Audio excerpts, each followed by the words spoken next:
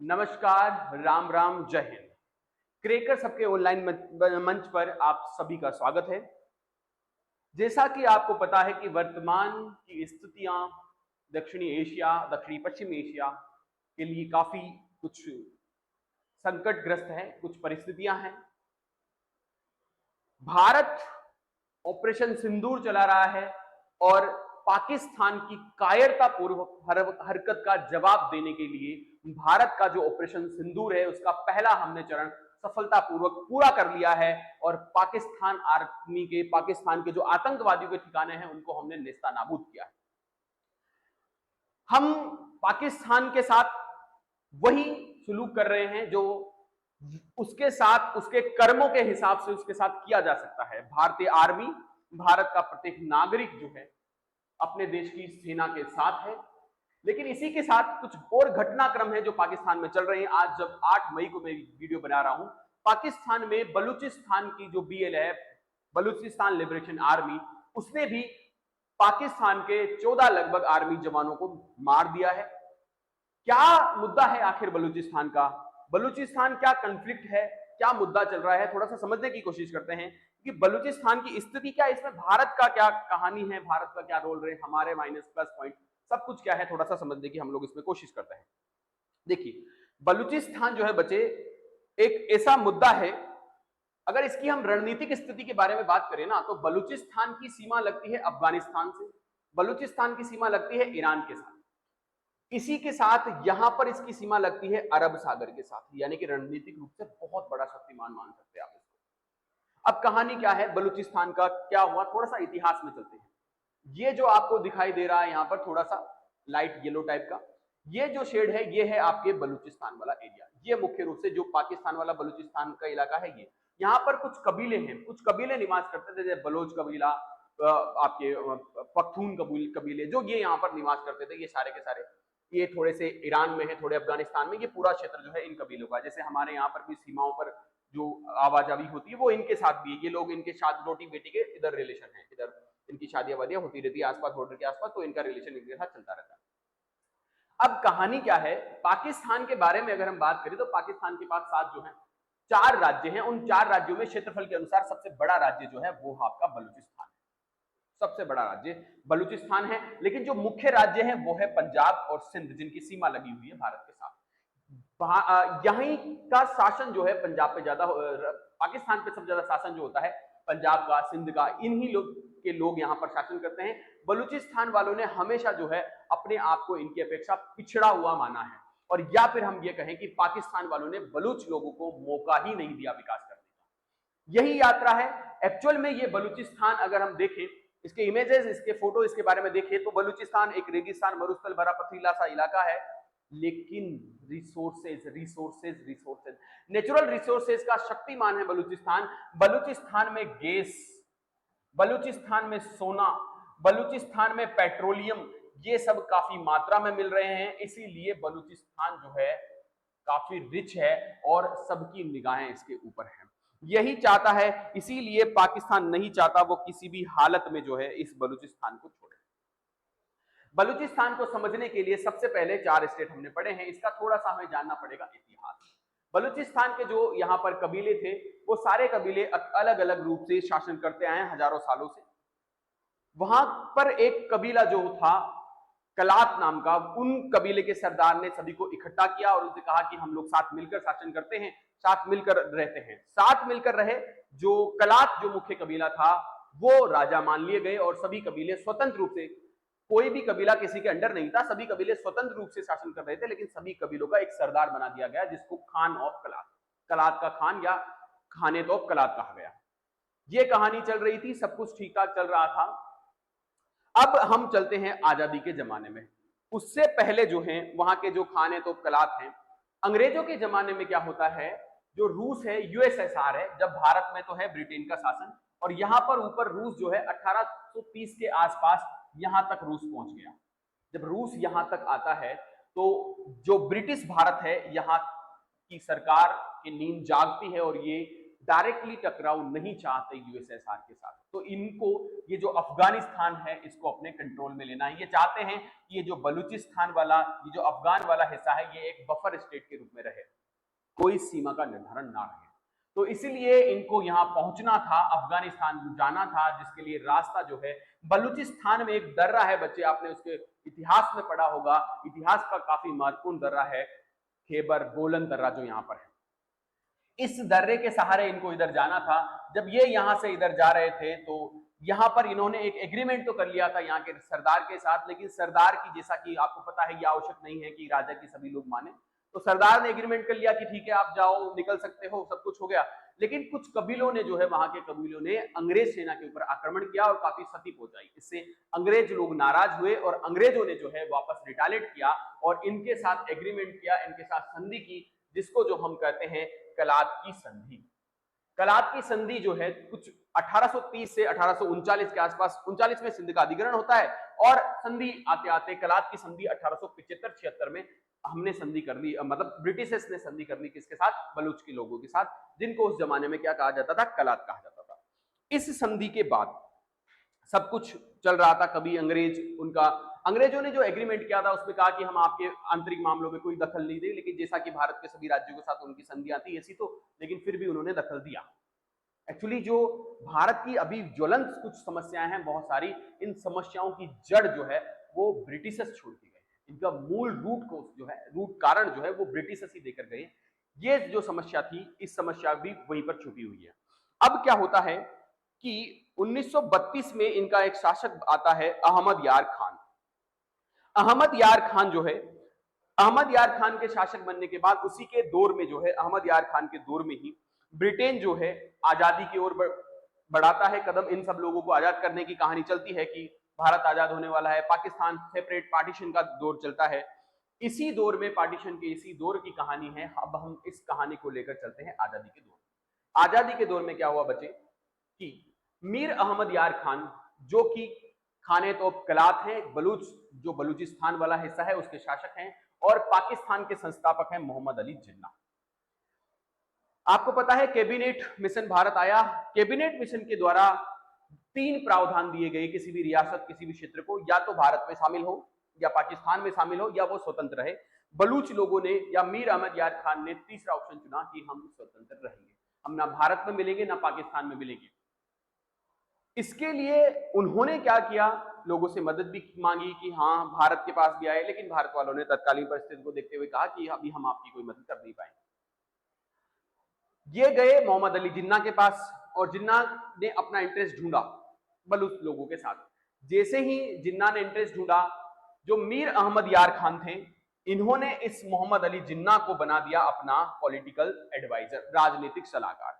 जैसे ही जिन्ना ने राजनीतिक सलाहकार बनाया और राजनीतिक सलाहकार बनाने के बाद मोहम्मद अली जिन्ना ने ये वकालत कर दी कि बलूचिस्तान जो है ये सेपरेट होगा और हम जो है इसके सेपरेटिज्म, इसके अलग होने का जो है समर्थन करते हैं। जैसे ही जिन्ना ने समर्थन दिया,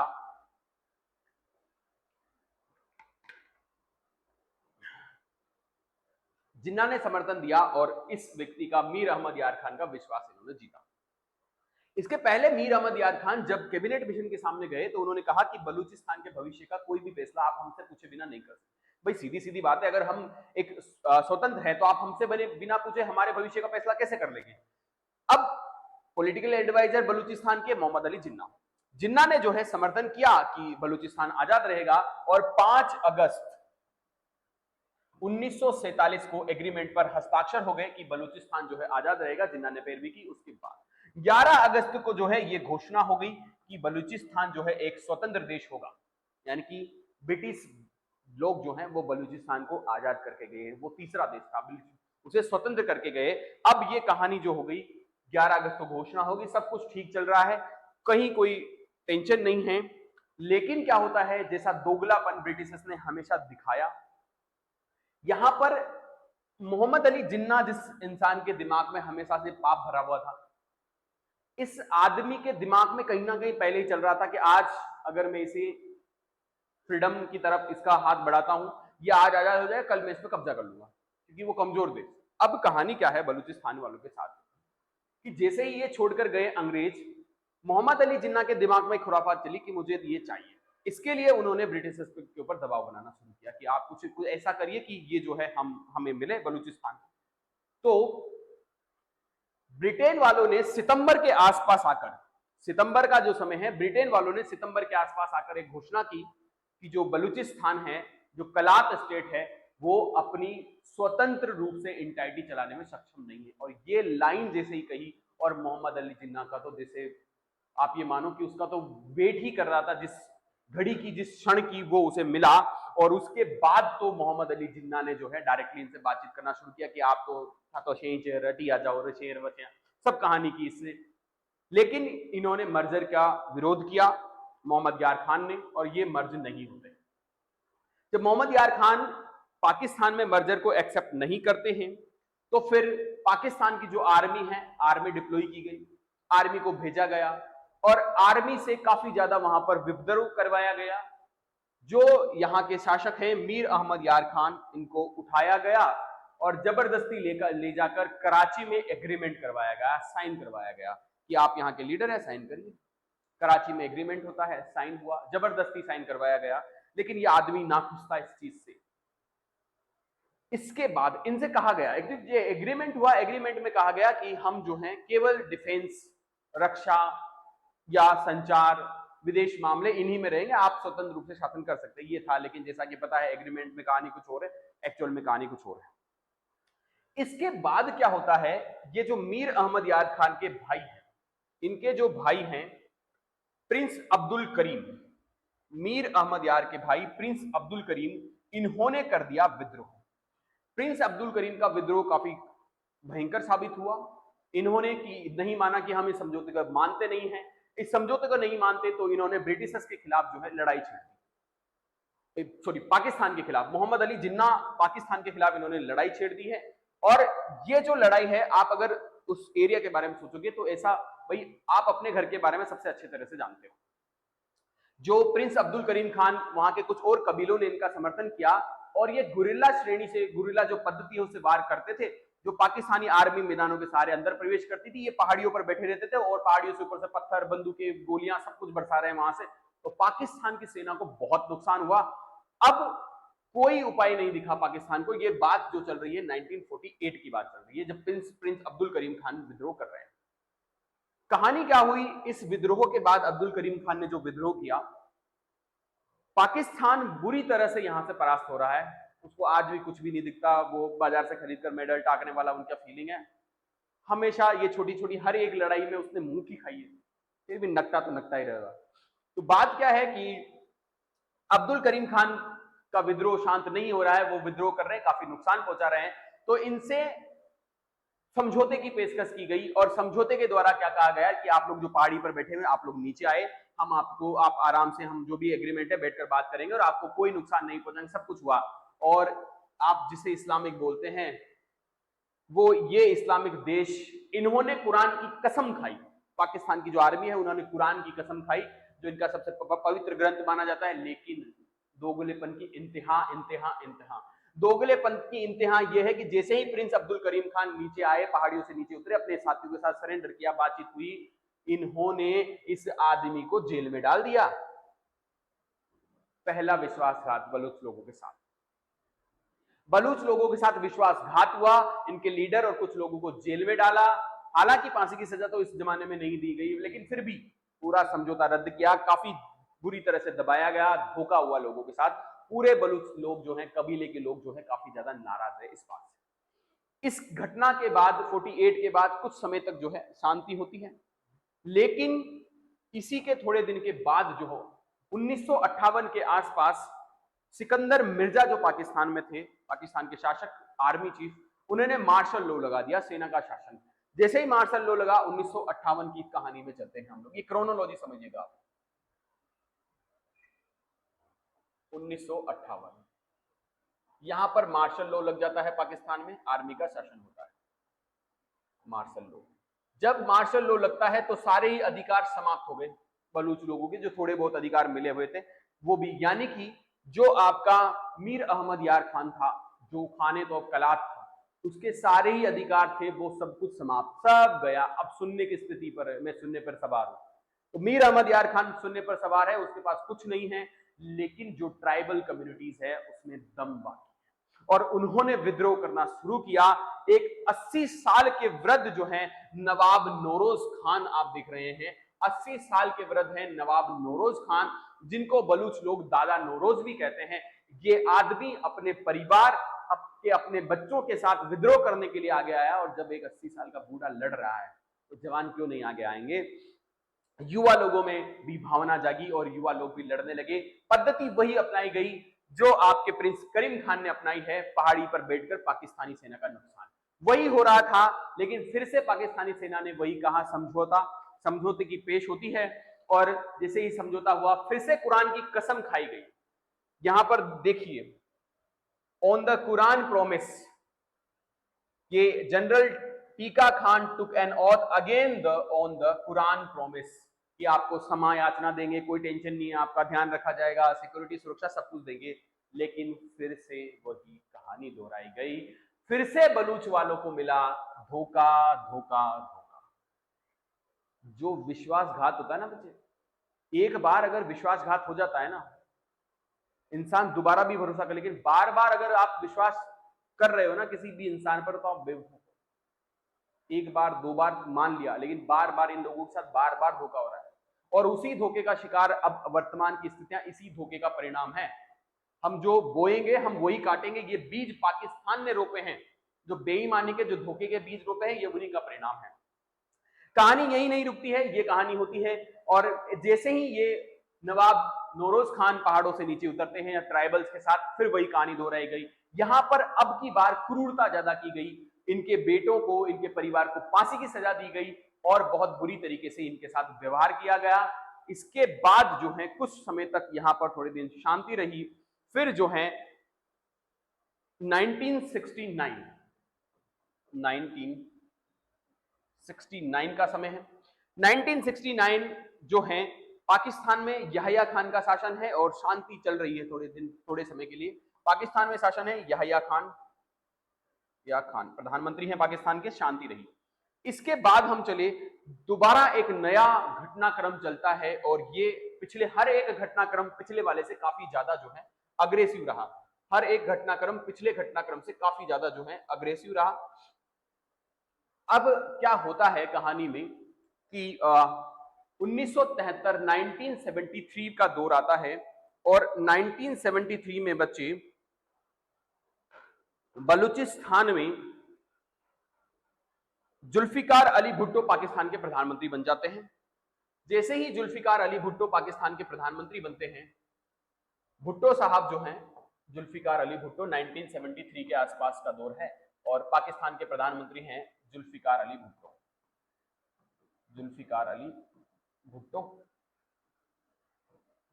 बेनजीर भुट्टो के पति जुल्फिकार अली भुट्टो प्रधानमंत्री हैं। जैसे ये महोदय बने, इन महोदय ने जो है बना दिया नया संविधान। पाकिस्तान में ना ये कोई भी कुछ भी कर लेता है। अब कल मैं ऐसा रील देख रहा था, वो एक बहुत बढ़िया स्टेटमेंट सुना मैंने कि दुनिया के सारे मुल्कों के पास सेना है, पाकिस्तान ऐसी जगह है जहां सेना के पास मुल्क है। सारे दुनिया में सबके पास सेना है, यहाँ सेना के पास एक देश है और बस खेल रहे हैं वो उसके साथ जैसे हो जैसे। तो 1973 जुल्फिकार अली भुट्टो जो हैं वो यहाँ के शासक बनते हैं और जुल्फिकार अली भुट्टो ने जो है यहाँ पर नया संविधान बनाया। नया संविधान के साथ ही जो है उन्होंने यहाँ पर क्या किया, गवर्नर लॉ लगा दिया। गवर्नर यानी कि राज्यपाल का शासन यहाँ पर हो जाए। जब राज्यपाल का शासन होता है तो उसके बाद फिर से इनके अधिकार छीन लिए गए। जब इनके अधिकार छीन लिए गए तो बलूच लोगों ने फिर से विरोध करना शुरू किया।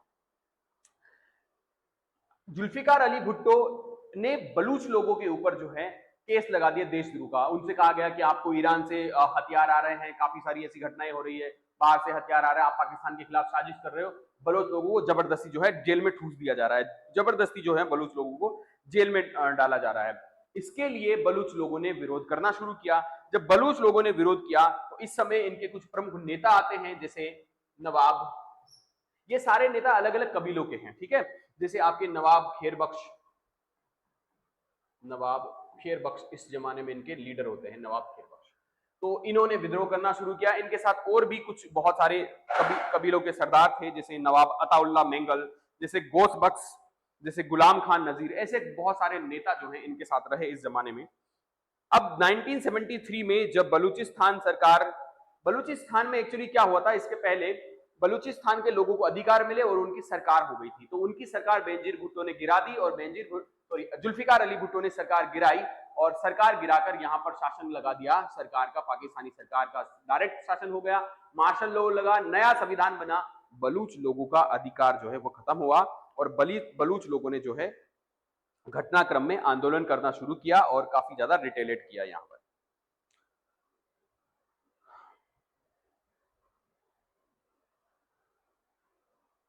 ये जो 73 का दौर है ये 77 तक चलता है, 1977 तक ये स्थिति रहती है। बलूच लोग इन 4 सालों में विद्रोह करते हैं। ये कहा गया कि ये डेमोक्रेसी का उल्लंघन है, लोकतंत्र का उल्लंघन है, सब कुछ चला, लेकिन कहानी यही नहीं रुकी। जब आगे बढ़ते हैं, अब आगे बढ़ने के बाद इस कहानी में क्या होता है, आगे बढ़ने से पहले और कुछ चीजें देखते हैं। एक्चुअली अत्याचार बलूच लोगों पर शुरू से ही हुए हैं। बलूच लोगों को पाकिस्तान में दोयम दर्जे का नागरिक माना जाता है, सेकंड क्लास का सिटीजन माना जाता है। काफी सारे बलूच लोगों को इन्होंने किडनैप किया, मारे, बहुत बुरी तरह से इनको मारा है। शुरू से ही अत्याचार सहन किया इन लोगों ने, बेचारों ने। तो यहां पर क्या होता, 77 के आसपास जनरल जिया-उल-हक खान आ गए। जनरल जिया-उल-हक खान, और जनरल जिया-उल-हक खान ने जो है सारे अधिकार अपने पास ले लिए। जनरल जिया ने सारे अधिकार अपने पास ले लिए। फिर से वही बलोचों का वही हाल हुआ कि सेना के शासन में उन्हें रहना पड़ा। फिर से वही अत्याचार का दौर शुरू हुआ। अब कहानी में हम आते हैं अभी वर्तमान में कि वर्तमान समय के घटनाक्रम में क्या हुआ।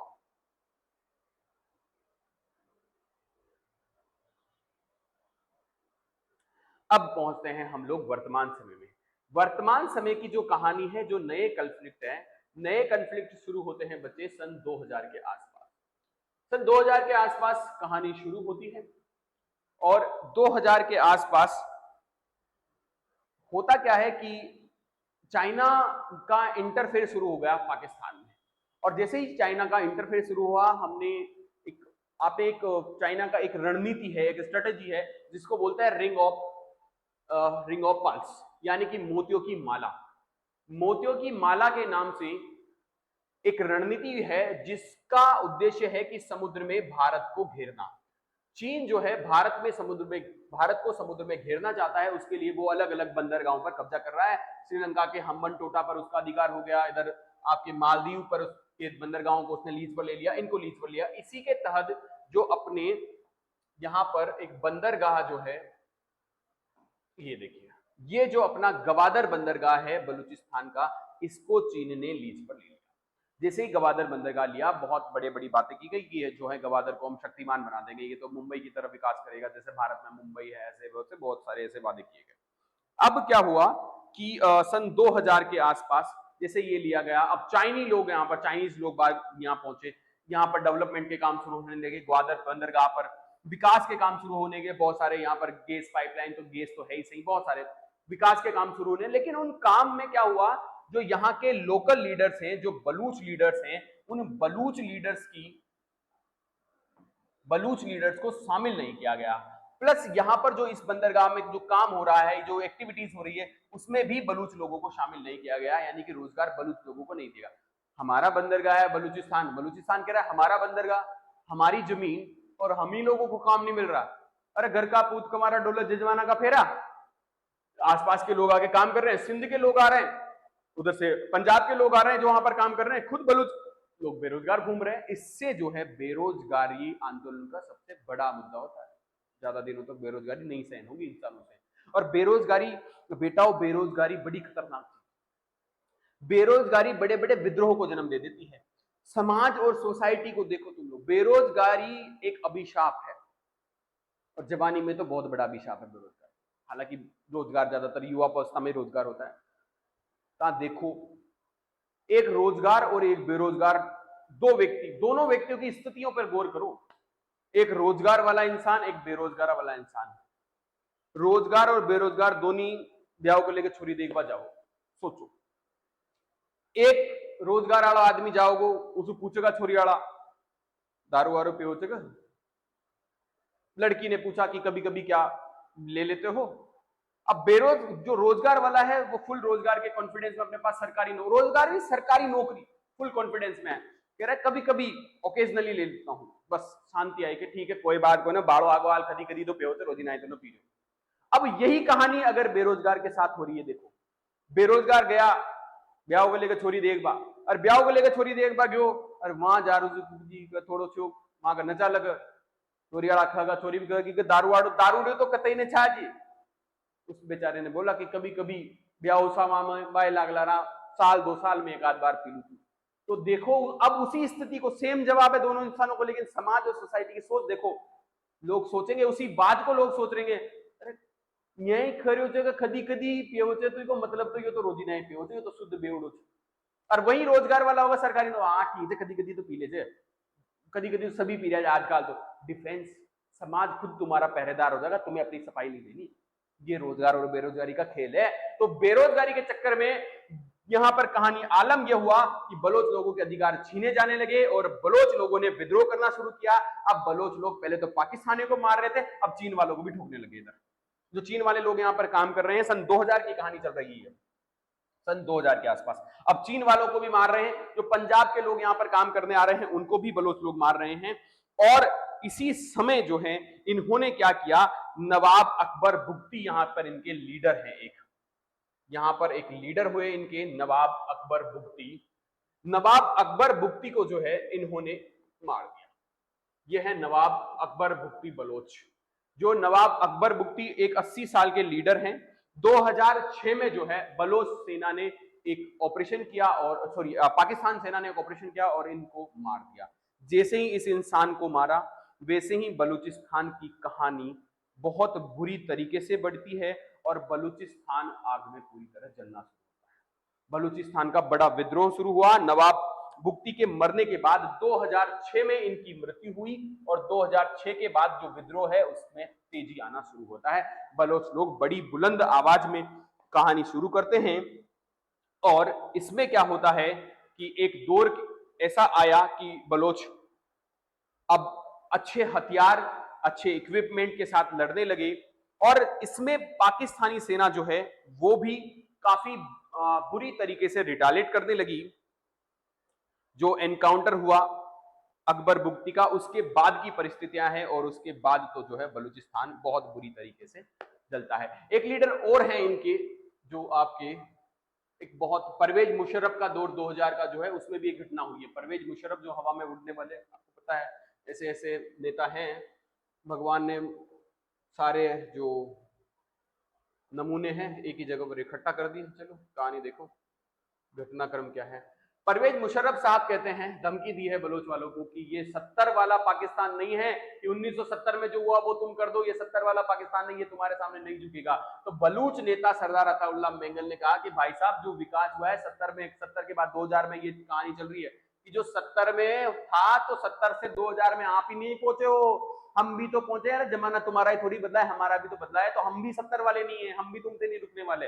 तो इन दोनों के बीच ये जैसे ही इस आदमी ने परवेज मुशर्रफ ने ऐसा बयान दिया ना, फिर से ये सुनिए 2000 के बाद जो वर्तमान की स्थितियां हैं ये 2000 के बाद होना शुरू हुआ और 2006 में जो अकबर बुगटी है इनकी मृत्यु हुई और इनकी मृत्यु के बाद काफी बड़े लेवल पर कहानी शुरू होती है। अभी वर्तमान की जो कहानी है, वर्तमान में जो इनके लीडर हैं डॉक्टर मेहरंग बलोच इनकी लीडर है। ये अकबर बुगटी के पोते हैं जो इनके अभी वर्तमान के लीडर हैं। डॉक्टर मेहरंग बलोच जो हैं, बलोच में एक महिला एक्टिविस्ट है, काफी बड़ी लीडर है बलोच में और एक सोशल एक्टिविस्ट भी हैं। इनके पिता को जो है जो पाकिस्तान की सेना है उन्होंने किडनैप किया और बहुत बुरी तरीके से उनको मारा, उनको मारकर उनकी लाश फेंक दी। बहुत सारे पाकिस्तानी आर्मी ने, बहुत दिन दहाड़े पाकिस्तान के आर्मी ने लोगों को दिन दहाड़े उठाया है बलोच लोगों को और बहुत बुरी तरीके से मारा है। बड़े बड़े लीडर्स को ले गए बलूचिस्तान के, तो बलूचिस्तान के लोग तो इनसे शुरू से ही नफरत में है। बलूचिस्तान को हमेशा दोयम दर्जे का मान रहे हैं, हमेशा उनके साथ दोगलापन करते हैं, इसीलिए अब जो है विद्रोह की घटना जो है वो होने लगी। इन डॉक्टर मेहरंग बलोच के पिताजी को उठाया और उसके बाद ये जो है इसी में जुड़ गई कि बलूचिस्तान की को सपोर्ट कर बलूचिस्तान को किस तरह से क्या कहानी हो। बलूचिस्तान जो है इतना महत्वपूर्ण क्यों हो रहा है, इसके साथ कुछ और चीजें अगर हम लोग देखें अभी अगर हम बात करें तो बलूचिस्तान में कुछ जैसे बलूचिस्तान में जो है आपके गैस के साथ पेट्रोलियम के भंडार भी हैं। अब नए रिसर्च बता रहे हैं बलूचिस्तान में सोना भी है। तो ये जो संसाधन है, लड़ाई मुख्य रूप से इनके लिए है। और इनका कहना है, बलूचिस्तान के जो लीडर का है, कि हमारे सोना, हमारा पेट्रोल, हमारी गैस और हमें ही हिस्सा नहीं है। इनको कोई रॉयल्टी नहीं दी जा रही है। 3-3% रॉयल्टी पर काम कर रहे हैं। चाइना 50% रॉयल्टी लेकर जा रहा है। इनका जो असली दुश्मन चाइना भी है और पाकिस्तान भी। चाइना और पाकिस्तान दोनों के साथ अब इनका कंफ्लिक्ट हो रहा है। लेकिन अब ये कह रहे हैं कि हमें तो अपने अधिकार, अपना शासन चाहिए, और इसीलिए अब तो चारों तरफ से हमला होने लगा। अभी थोड़े ही दिन पहले बलूचिस्तान वालों ने BLA, यहां पर एक पार्टी है BLA, बलूचिस्तान लिबरेशन आर्मी, और BLA ने ट्रेनिंग हाईजैक कर ली। दुनिया में प्लेन हाईजैक होते हैं, इन गधों के तो ट्रेनिंग हाईजैक हो रही है पाकिस्तान वालों की।